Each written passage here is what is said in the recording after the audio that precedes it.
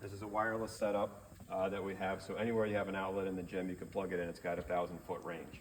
So you plug it in, this goes right into the back here. Plug this into any outlet. Now, are any of these outlets like 100% hot all the time? Because a lot of times they come in and out with the lights, like when they go off. So the bottom ones are always hot. The top ones go off with demand.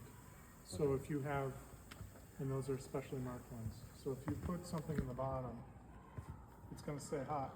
Top ones will go off with the building being in unoccupied mode. Or if they sense that nobody's in here, it'll show up all of them. And there's occupancy, is there a way to shut that sensor down, or we have to have that on? No, there is a way. Once we get into the BMS, I can do that. Okay. We can set up schedules too. Awesome. So I can sit down with you and be like, Yeah, during these Saturday, hours. like- between 8 and 8, it has to be on all the time. Yeah, I gotcha. So this is the way you would normally power it. If you end up wanting to use it from the other side of the gym, I don't know if there's outlets over there or somewhere else in the gym where you don't have outlets. This is a rechargeable battery. Oh, okay. So it plugs in the exact same spot back there. And then when you're not using it, you just unplug that, plug this into a wall. You usually get about 6 hours out of it. Okay. So, you know, if you had somebody who wanted to run it from somewhere in here where there wasn't an outlet, that's your backup option. Okay. So we'll just leave that in the case. Most people just use the plug into the wall, but each option is there. All right, so when we turn it on, I usually start the trainings with a whole bunch of stuff on the scoreboard and shot clocks. That's usually what happens when you turn this on for the first time. It's whatever was left on me. So you can see now that shot clock's not coming on right away. So a lot of times when you turn this on for the first time, you'll notice that it's whatever the score or time was and everything from the last time that a game was played. Okay. So first thing you always want to do is right here it says press profiles and then enter to start a new game. So you hit that button there. It'll say number 1 basketball. If you keep pressing it, it's going to go to all these factory resets, including one that's for basketball. Just make sure you're always on number 1. The other ones will not connect to scoreboard and shot clocks. So you just press yes here. You'll hear a quick beep. Scoreboard will go off, shot clocks will go off. Everything goes blank. And when it comes back up, your scoreboard will be at 0. And this is kind of your default where you're going to start your games from. And you notice the shot clocks are not on. If the scoreboard comes on with 0, then the shot clocks are blank by default, just because if you have less than 35 seconds on the scoreboard, then the shot clocks will be blank. So if you were just playing a game and you didn't want to use the shot clocks, this is what it would look like. Until you plug in your shot clock switch, the shot clocks won't come on. So if you're just had a youth game going in here, you know, park and rec, that type thing, or some kind of a travel team where they weren't using the shot clocks, you don't even have to use the shot clock switch. The shot clocks will just look blank like they are right now. And I'll show you how to do that with switches and everything. So the first thing you typically do is set the time. So you just do set time, and we'll just put in 20 minutes. We have a lot to work with. So 2000, hit yes. Now it's up there now. So 2 different ways you can run the time. You can do time on, time off. All right? Yeah. Or we have these handheld switches, and they can plug into either side. There's a port on each side. They're identical.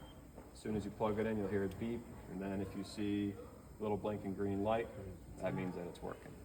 So now if I'm running it here, I can start and stop.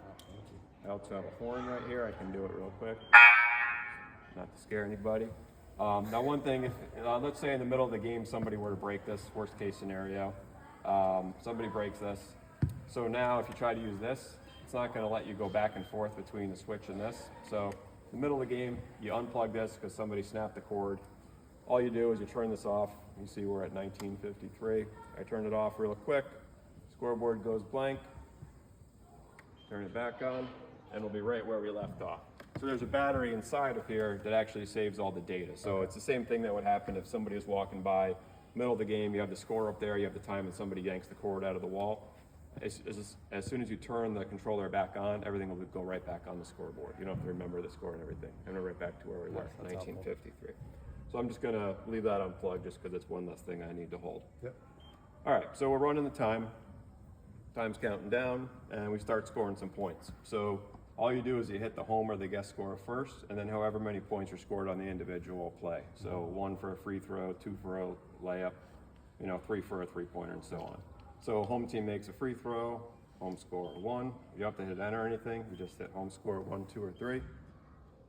That's all you're doing when you're putting the score up. You're just doing home score 1, 2, 3.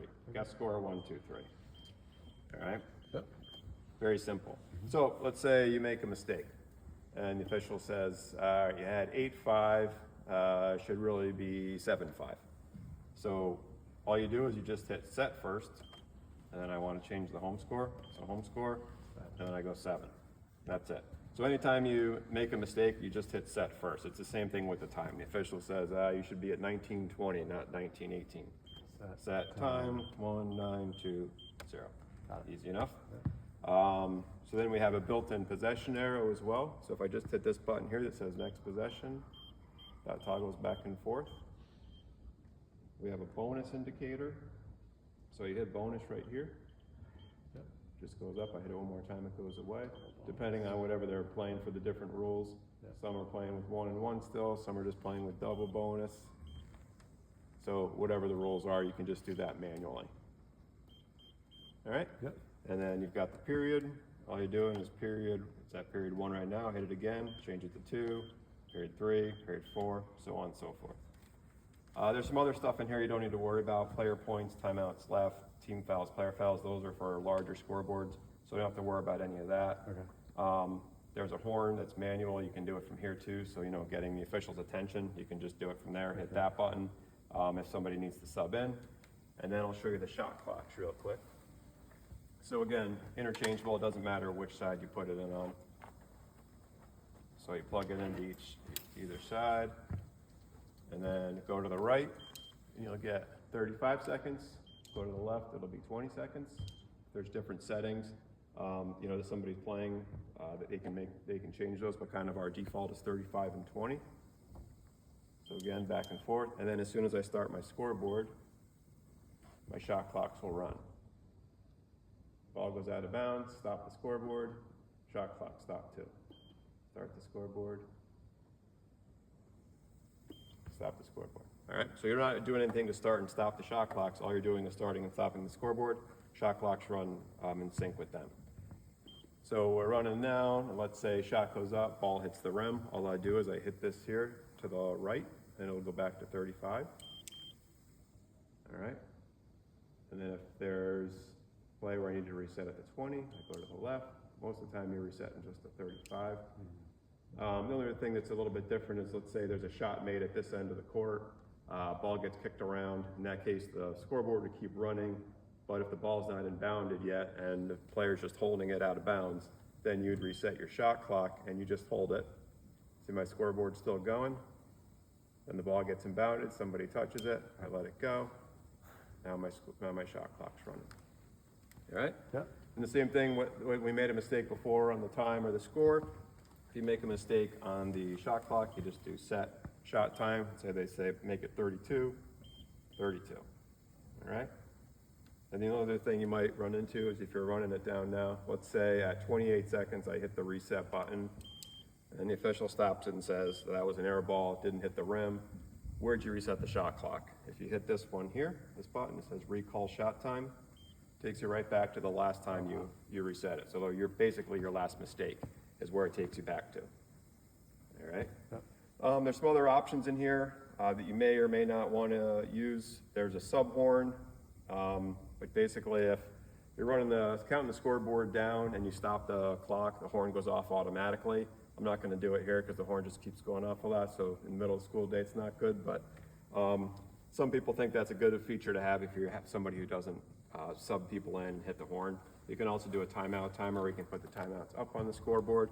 Again, most people at the lower levels will just have the officials keep the timeouts, but you can do that on here as well. You can do a time of day where when you turn the scoreboard off, shot clocks go off, the whole scoreboard goes blank except for the timer, and that'll leave the time of day up there. Nice to put up every now and then. What I do tell people though is the LEDs, they're rated for 100,000 hours, so if you just leave them up 24/7, you never turn them off, at some point those are going to be the ones that need to be replaced first, but something on occasion you can always do if you'd like.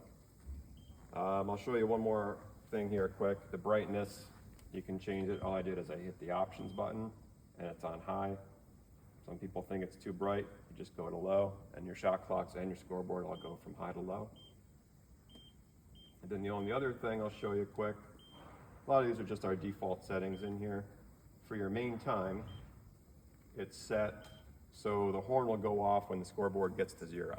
So if you're in the middle of the school day and you want to, let's play a game in here, let's put some time up on the scoreboard, put the score up, but you don't want the horn going off at the end, just hit that yes button and that goes away. And then when your scoreboard counts all the way down, nothing happens, all right? Yep. So depends on where you want to leave it. You know, for games on the weekends, obviously, if you have teams playing in here, they're going to want to have the horn. But that's an option that you can put on there, you know, take on and take off. Is there like a volume on the horn, or is it just? It's just one straight volume that we have. Yeah, and then the shot clocks have a separate horn tone as well. Okay. It sounds a little bit different than the scoreboard ones. Oops, I left that. So I left our card in here, which has everything from our service department number. We have a ticket system too, so if you ever wanted to order another controller, order new switches, you lost the power cord, something like that, we have a system in there that's on this black card. Okay. And then we also have our 800 number on there as well.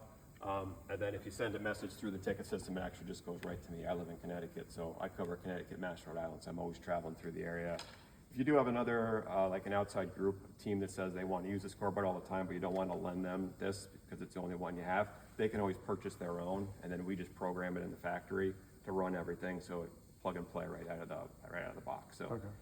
sometimes people like having that as a peace of mind that on the weekends there aren't a bunch of teams in here using your only controller that you have for the school. So just keep that in mind.